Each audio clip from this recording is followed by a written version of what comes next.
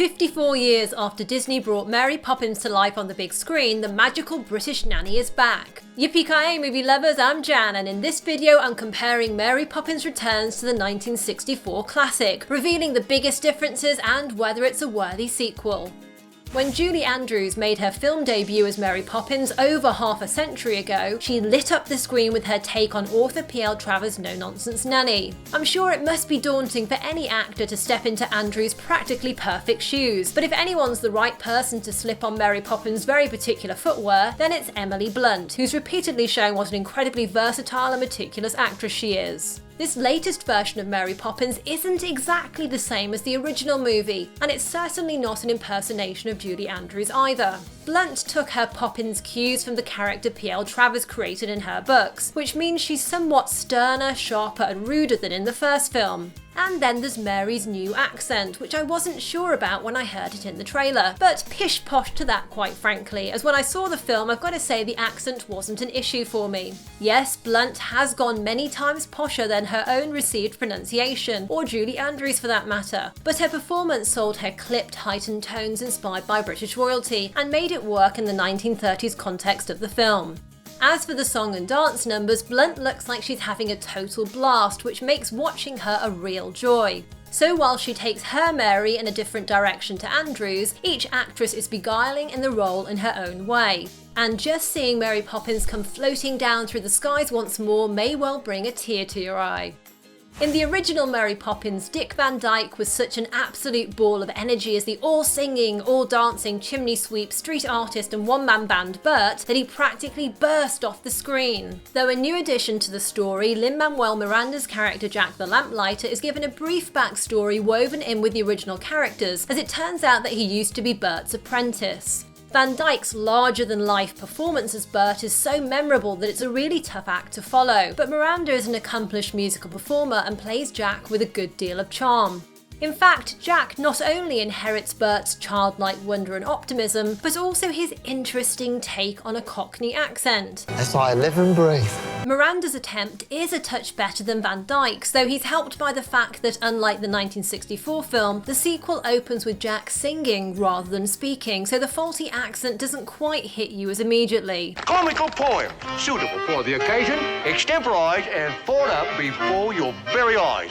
Speaking of Dick Van Dyke, he makes a very welcome return in the sequel. This time we're told that Jack of all trades Bert is off travelling in parts unknown, so instead Van Dyke makes a cameo as Mr. Dawes Jr, who also appeared in the first film though played by a different actor. In fact, Mr. Dawes Jr is the son of former bank chairman Mr. Dawes Sr, who was the second character Van Dyke played in the original film. And let me tell you, it really is amazing to see the 90-something-year-old actor singing and dancing with incredible gusto once more, and amazingly he looks pretty much just like he did when he appeared as Mr. Dawes Sr in full old man makeup back in the 1960s.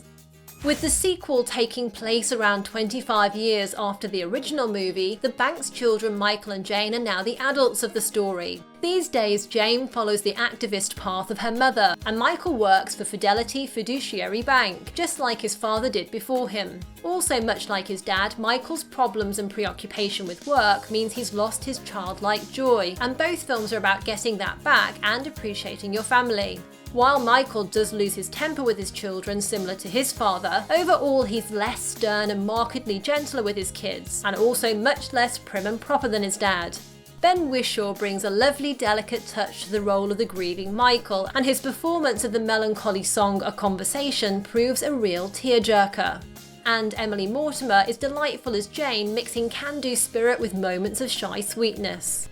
So many of the songs composed by the Sherman Brothers for the 1964 movie became well-loved classics still remembered fondly by children and adults today. Whether it's the Oscar-winning Chim Chimmery, A Spoonful of Sugar, Supercalifragilisticexpialidocious, Jolly Holiday, Let's Go Fly a Kite or Feed the Birds, if you're watching this video then you likely know at least the tune, if not a good number or even all the lyrics of those songs. Obviously following the Sherman Brothers is a tall order then. Still Mark Shaman and Scott Scott Whitman, who composed the musical Hairspray, have done a top-notch job capturing the tone of the original movie and recreating the kind of tunes that reflect the style and era. It's tough to say if the songs were as iconic as the originals, given how many times we've heard those in comparison, but many of them are definitely very catchy and others certainly grow on you. My favourite song among the new batch is A Cover Is Not the Book, which is a dazzling, humorously innuendo-laden vaudeville number brought to rollicking life with spirited performances by Emily Blunt and Lin-Manuel Miranda. As well as the fast-paced fun of Trip a Little Light Fantastic, Can You Imagine That, and the Royal Dalton Music Hall, we also get the delightfully lilting Underneath the Lovely London Sky and the heartfelt lullaby The Place Where Lost Things Go. And although the new cast don't perform any of the songs from the original movie, you will hear traces of their melodies carefully woven into the score at several suitable points throughout the film. Mary Poppins Returns is a real love letter to the 1964 movie made with obvious affection by all involved. In fact, it reminds me in some ways of Star Wars The Force Awakens, which likewise re-kick-started a popular property after a long absence. But is it as original as the classic movie? Well, no, in many ways it can't be, because it takes us back to a place we already know and reminds us of that throughout, with numerous echoes of the original film in story beats, characters, visuals and songs. But director Rob Marshall and screenwriter David McGee's nostalgia-filled film does manage to put enough of its own twist on things, and finds added inspiration in P.L. Travers' various Mary Poppins books. Of course, there are so many wonderful moments of magic in the 1960s movie, from Mary and the children tidying the nursery, to Uncle Albert's airborne tea party, to the step-in-time rooftop dance sequence, and of course, who can forget the artful mix of live action and animation, where Mary, Bert and the children jump inside a chalk drawing of the typical English countryside. Mary Poppins Returns also has some appealing magic scenes, including the children's bath time, which turns into an underwater fantasy. And the sequel's take on the step-in-time scene is a fun reverse of the original, where the children go down in the world via a London lamppost rather than up on the rooftops. Best of all, though, is the gorgeous Royal Dalton China Bowl sequence, which features a raucous music hall and mixes live action and hand-drawn animation. And I also really love the genius touch of having the characters' clothes appear hand-painted. In fact, Oscar-winning costume designer Sandy Powell's work throughout this movie is simply stunning. While the sequel does gift us special appearances from Dick Van Dyke and Karen Dotrice, who played Jane Banks in 1964, sadly the original Mary Poppins, Julie Andrews, doesn't appear because, according to the movie's director, she didn't want to distract from the sequel being Emily's show.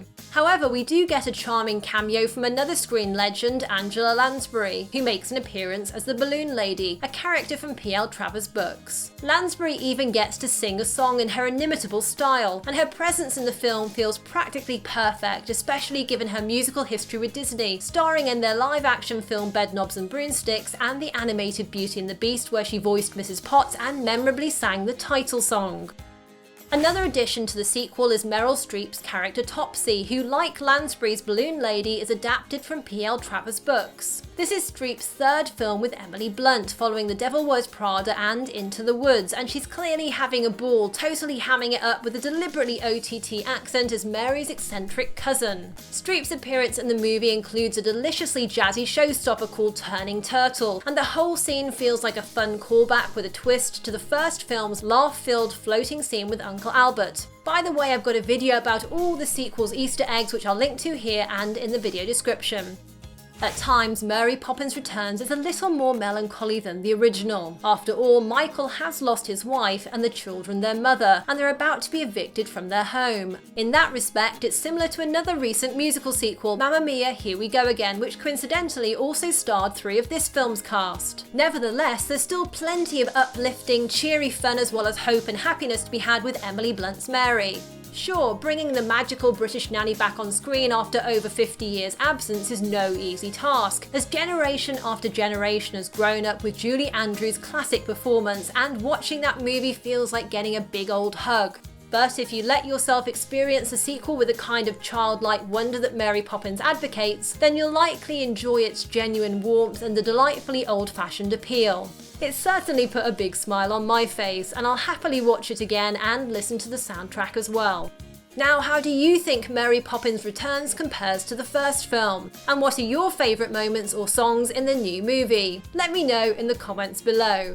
Tap left to watch my Mary Poppins Returns Easter eggs video, or tap right for another Mary Poppins video you're sure to like. Congratulations to the winner of my Ralph Breaks the Internet giveaway. Make sure you contact me so I can send you the prize. If you enjoyed this, I really appreciate a thumbs up and a share. Thanks for watching and see you next time. Yippee-ki-yay, movie lovers!